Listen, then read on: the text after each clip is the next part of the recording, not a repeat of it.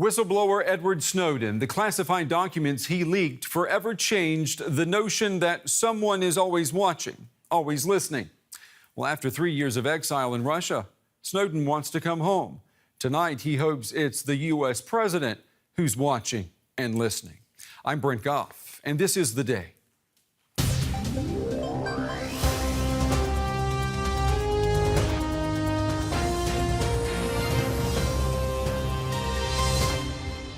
This really isn't about me. It's about us. It's about our right to dissent. And with those words, whistleblower Edward Snowden told the world and the White House that he is ready to come home. Several major human rights groups launched a campaign today to pressure the U.S. president to pardon Snowden, a fast track to freedom before Obama is president no more. Our source risked his life for that document. It's real. And the reach of Hollywood. Can the big screen influence big decisions like the Snowden case? Director Oliver Stone just in time with a new film called Snowden. Tell us, did the White House make any specific claims about national security that would prevent you from publishing? Also on the show, a journey into Siberia's spirit world of the dead. Our correspondent gives up his shirt to cleanse his soul, just as the indigenous people have done for centuries. I wish you health. That is very important. You are an explorer. You must learn a lot in life. Well, welcome to the program, everyone. We begin the day with an American who wants a ticket home. Whistleblower Edward Snowden is now in his third year of exile in Russia. Today, he told his supporters that he wants to return to the U.S. Several major human rights groups, including the American Civil Liberties Union and Human Rights Watch, joined forces today in a campaign called Pardon Snowden. It's hoped that public awareness and an online petition will create pressure to change President Obama's mind before he leaves office. Take a listen to what Snowden said earlier today. This really isn't about me. It's about us. It's about our right to dissent. It's about the kind of country we want to have, the kind of world that we want to build. It's about the kind of tomorrow that we want to see, a tomorrow where the public has a say. Obama says that Snowden must face justice for releasing those classified documents. Can a hashtag and a video plea from Moscow move a president in his final days in office? I want to put that question now to Vincel Mikowski. He is the Germany director for Human Rights Watch. He joins me here at the big table. It's good to have you on the show tonight. Your group is one of the major supporters of this campaign to have Snowden pardoned. You've had 3 years to make this happen. Why have you waited so long? Well, we didn't wait. From the very beginning, we said he should be pardoned or another country should let him in, give him shelter, not let him stay in from all states in Russia. But now seems to be a very good opportunity to gang up with other organizations and have a joint call, because it's the end of Obama's term. It's all about Obama's legacy now. Now he can actually prove whether he is a human rightsy guy or whether he's a president who didn't get anything done. You know, last year I interviewed Edward Snowden and journalist Glenn Greenwald here in Germany, and I asked Snowden then about a presidential pardon. Let's listen to what he said when I pressed him on trying to make a deal with the White House. Take a listen. What about the possibility, though, of President Obama granting you some sort of clemency so that you can come home? Is that something that's being discussed? There's been a lot of discussion about pardon and clemency in sort of elite circles. The New York Times called for it. I believe The Guardian called for it. And, you know, there's, I think it's well established that this is something that the public broadly around the world would see as one way to resolve the issue. But it's not up to me to opine or decide. I don't want to influence this process. But are you pushing for that, Edward? Are you pushing for some Well, sort that of would be pardon. attorneys. I mean, I can't call the White House, unfortunately. But your lawyers can in the U.S. I mean, are they working on getting something like that for you before You have to Obama leaves ask the White them. House? I mean, I can't talk about that kind of stuff in a public conference. Obviously, any resolution that I think would be mutually beneficial is something that we would be open to pursue. I volunteered to go to prison to get this resolved. All right, we want to pull in our Washington correspondent now, Richard Walker, to join the conversation. Richard, you know, efforts over the past years to change the mind of the U.S. president about Snowden, they've really been fruitless. Is there any reason to hope that that will change? Yeah, well, I mean, the official line from the White House has pretty well stayed the same, that while some of the revelations that came out of Snowden's leak were things that the people of the United States needed to know about, that there needed to be a debate about these issues, and of course there has subsequently been legislation that has partially revised some of the programs that he revealed, but that he nevertheless broke the law and needs to face the consequences for that. Now, one thing that may have given Snowden and his allies some hope was that earlier this year, Obama's former Attorney General, Eric Holder, came out and said that he saw Snowden as having performed a kind of public service with what he did. But even saying that, he went on to say that he believed that Snowden needed to face the consequences. So even he wasn't saying that some sort of pardon or leniency should be in order. What about a possible, you know, we've been hearing rumors about maybe clemency with conditions, allowing Snowden to return to the U.S. facing no charges, but also forcing him to agree to face charges if new evidence, if new leaks arise. Have you been hearing any chatter about that? Well, I mean, there have been various things that have been talked about. Of course, you know, a pardon is just one form of clemency. Another form of clemency would be a commutation, but that is when a sentence gets curtailed of someone who's already been sentenced. That obviously hasn't happened in the case of Edward Snowden. It's also conceivable that he could cut some sort of plea deal with prosecutors. But I think it does return to this kind of core question where we're focusing on Barack Obama. Is this the sort of signal that he would want to be sending out towards the end of his presidency?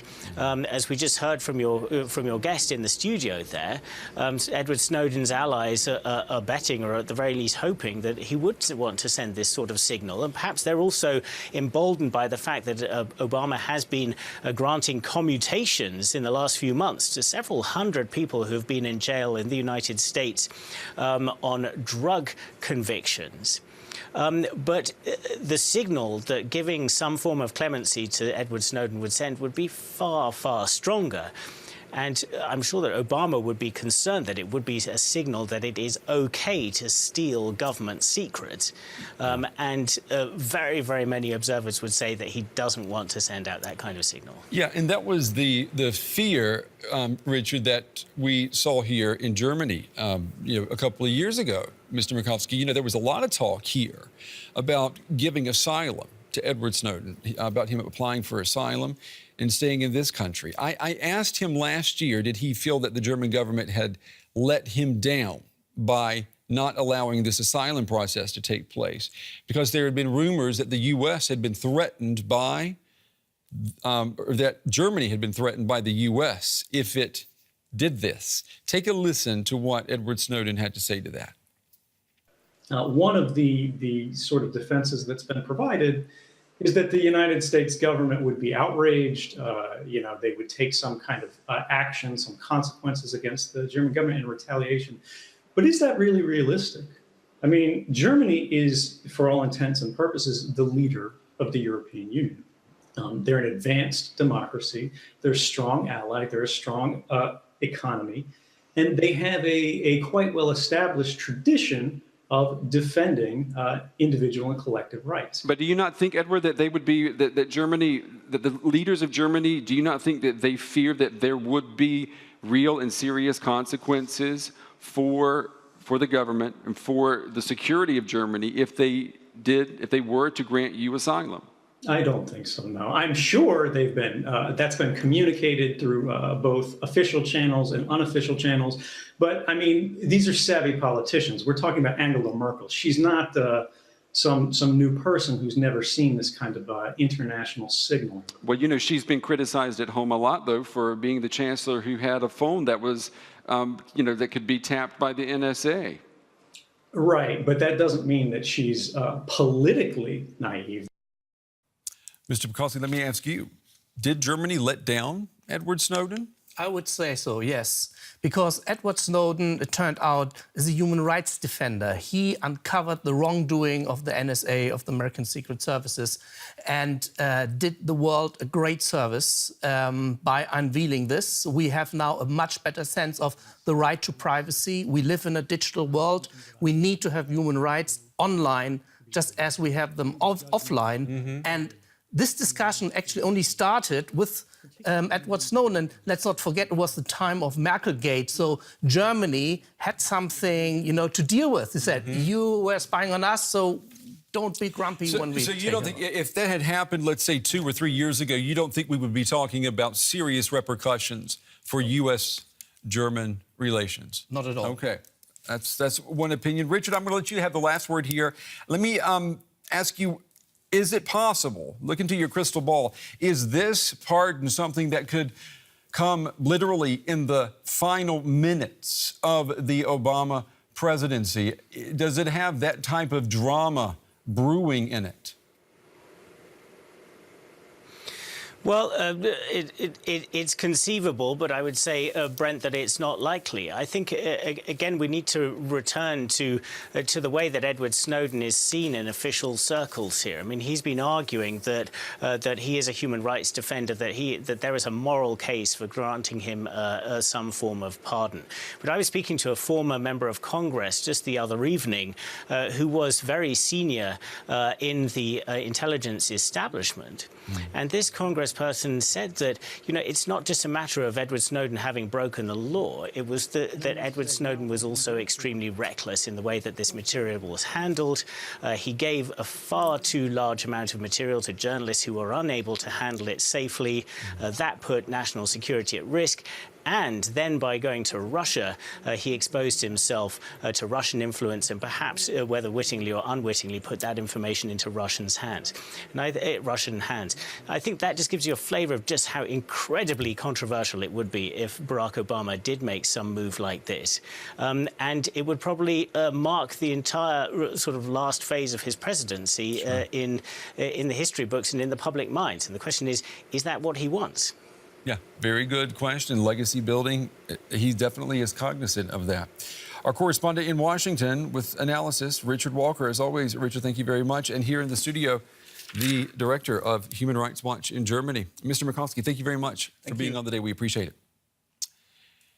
Well, the NSA leaks meant for journalists here in Europe a new class of scandals, spying scandals. There were suddenly many uncomfortable questions posed to leaders of countries considered friends and allies.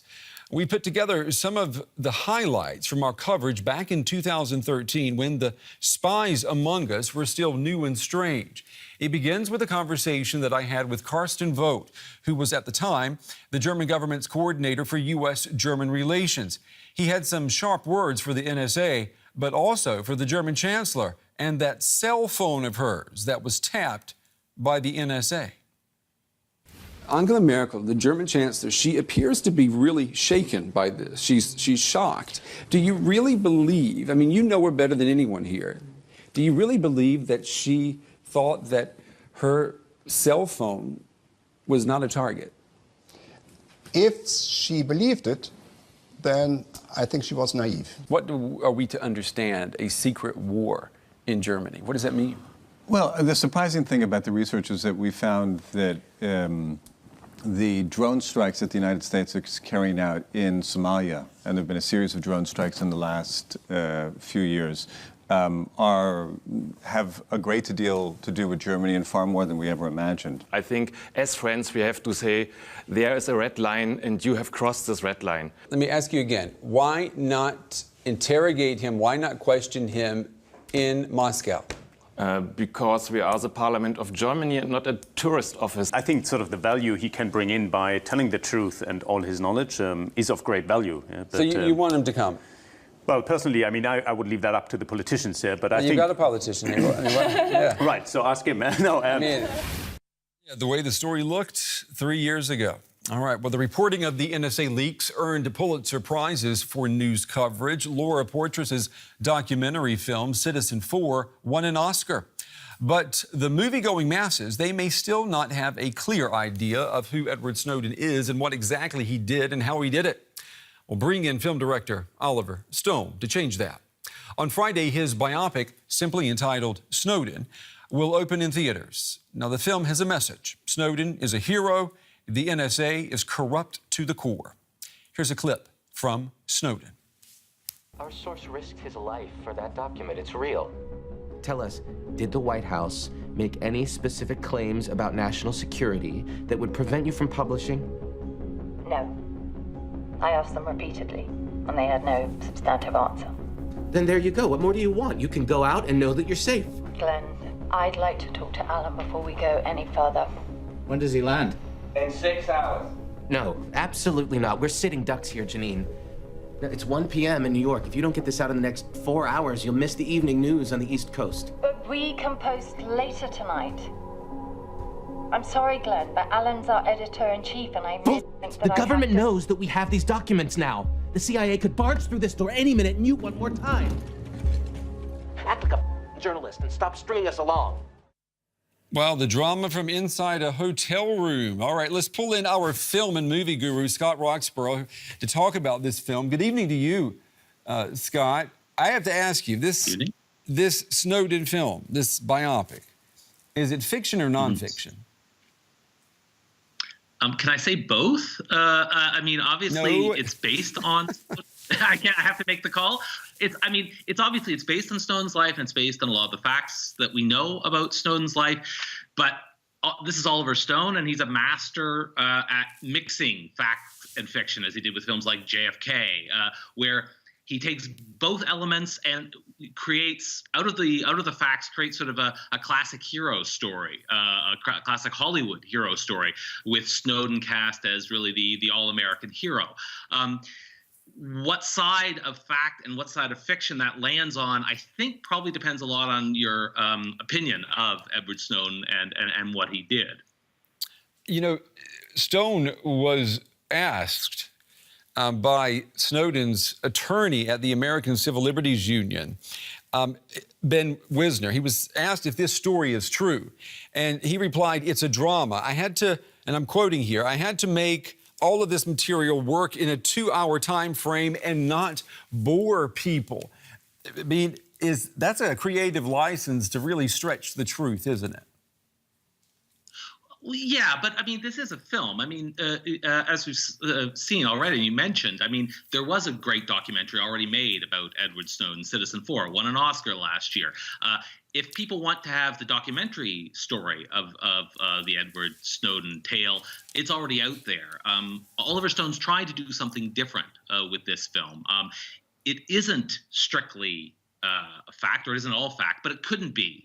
Obviously, you have actors, you have dramatic license in the time period that he has to tell the story, and he's always still trying to tell it in a very mainstream Hollywood way, which means you have the emotion, you have the music, and so forth and so on, the way he edits and so forth. So I don't have that much of a problem with it. We've had a lot of facts about real people. I don't have a problem with it being a bit loose with some of the facts. That really isn't it's not trying to be a documentary. Yeah, and there's no spoiler alert because everyone knows how the movie ends, right? Scott Roxborough, our movie guru, joining us tonight to talk about this new biopic, Snowden. Scott, as always, thank you very much.